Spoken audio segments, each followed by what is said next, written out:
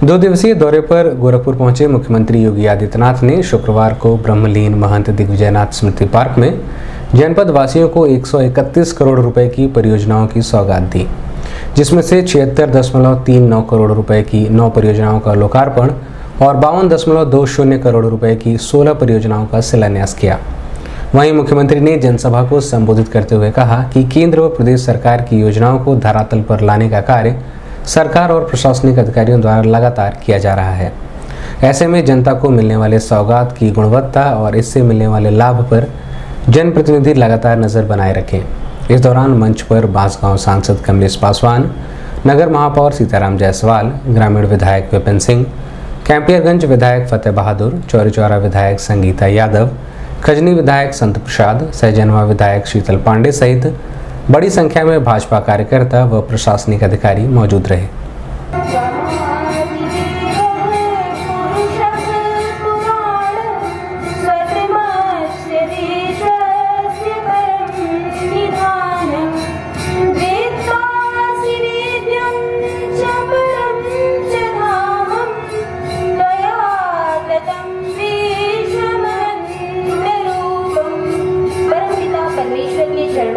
प्रज्वलन का कार्यक्रम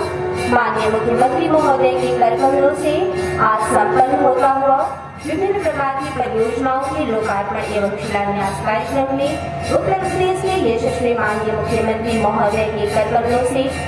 एवं समस्त सम्मानित माननीय विधायकगण एवं जनप्रतिनिधिगण के सानिध्य में गुजरात से भी आगे हैं, हम तमिलनाडु से भी आगे हैं, हम कर्नाटक से भी आगे हैं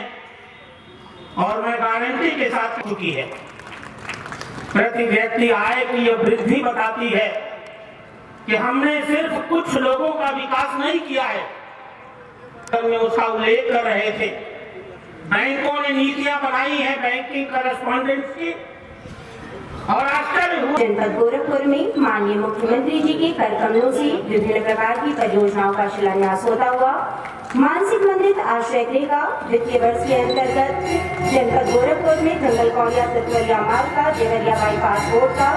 देवरिया उपमार्ग का, साथ ही साथ केंद्रीय सड़क निधि योजना के अंतर्गत विभिन्न प्रकार की परियोजनाओं का लोकार्पण एवं शिलान्यास कार्यक्रम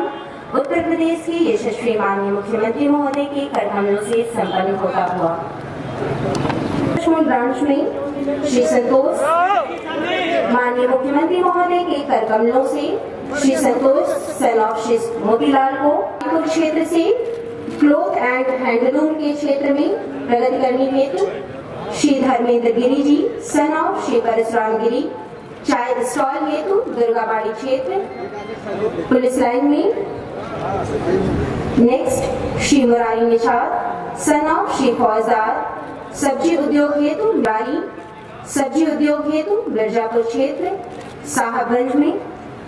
माननीय मुख्यमंत्री महोदय के कर कमलों से प्राप्त करते हुए next Shri Lalman son of माननीय मुख्यमंत्री महोदय के कर कमलों से नेक्स्ट श्री पवन कुमार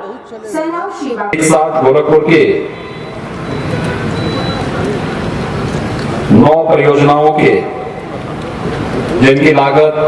76 करोड़ 39,29,000 है, इनका लोकार्पण का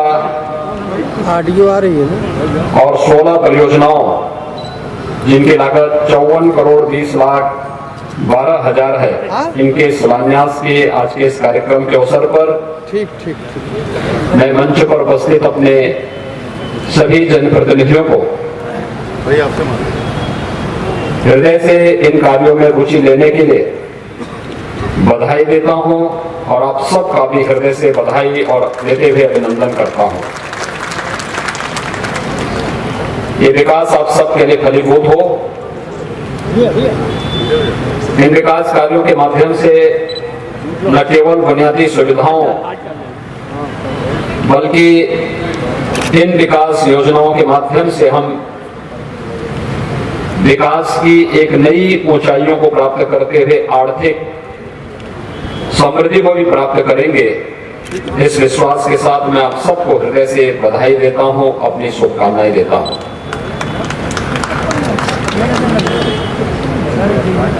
पिछले महीने केंद्र सरकार का बजट आया और उसके उपरांत 22 फरवरी को उत्तर प्रदेश सरकार ने भी अपना बजट प्रस्तुत किया।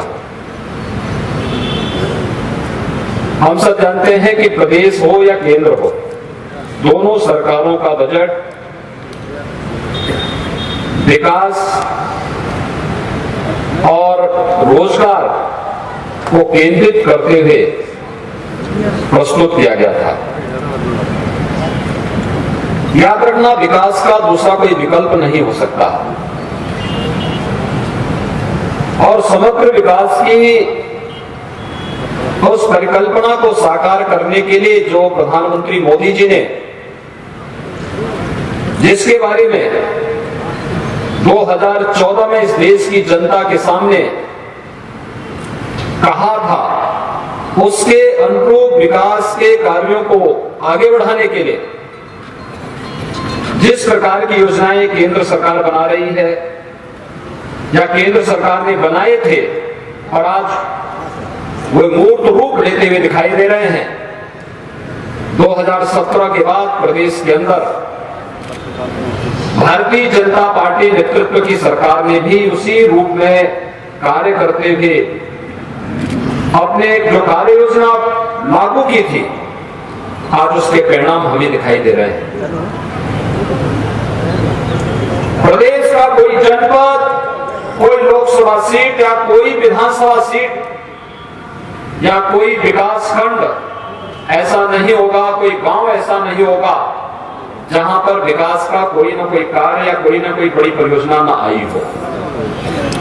हर एक जगह गया है, हर एक स्तर पर गया है और गोरखपुर के लोग तो इसके जीते जागते उदाहरण है।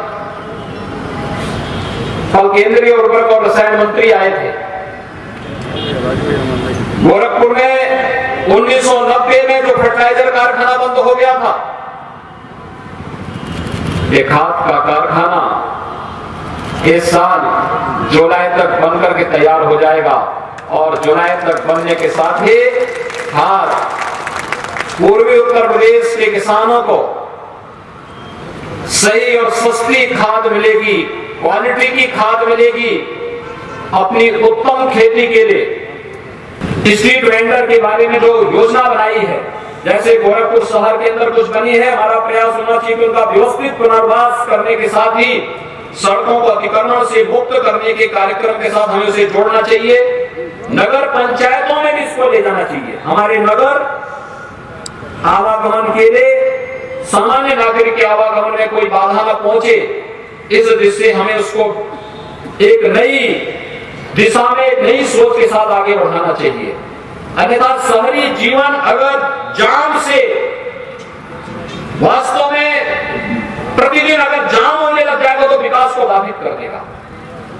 कोई भी वहां नहीं जाएगा। हमें उससे हर हाल में उसे बचाना पड़ेगा और एक पीएम स्ट्रीट वेंडर इसमें बहुत बड़ी भूमिका का निर्वहन कर सकता है। आज के इस अवसर पर एक बार फिर से मैं यहाँ पर उपस्थित मंच के अपने सभी जनप्रतिनिधियों को विकास कार्यों में रुचि लेने के लिए हृदय से उन सबका अभिनंदन करता हूँ। आप सभी को हृदय से बधाई देता हूँ और विश्वास व्यक्त करता हूँ कि हम कोविड-19 से जिस मजबूती के साथ लड़े हैं, कोरोना का वैक्सीन आ चुका है, आम नागरिकों को वैक्सीन लगना प्रारंभ हो गया है। 60 साल से ऊपर के लोगों को ये वैक्सीन अभी से लगना प्रारंभ हो चुका है। जो लोग विभिन्न प्रकार की बीमारियों से ग्रसित हैं, उनके लिए भी वैक्सीन उपलब्ध है। अपनी अपनी बारी का इंतजार करिए। हमारे जनप्रतिनिधिगण, हमारे पदाधिकारीगण आपकी सेवा में सदैव तत्पर होकर के वैक्सीन की उपलब्धता और वैक्सीन समय पे सभी लोगों को लग सके, इसके लिए तत्पर होकर के कार्य करेंगे। मैं एक बार फिर से आज के इस अवसर पर आप सबको विकास की योजनाओं के प्रति हृदय से बधाई देता हूं, अपनी शुभकामनाएं देता हूं और विश्वास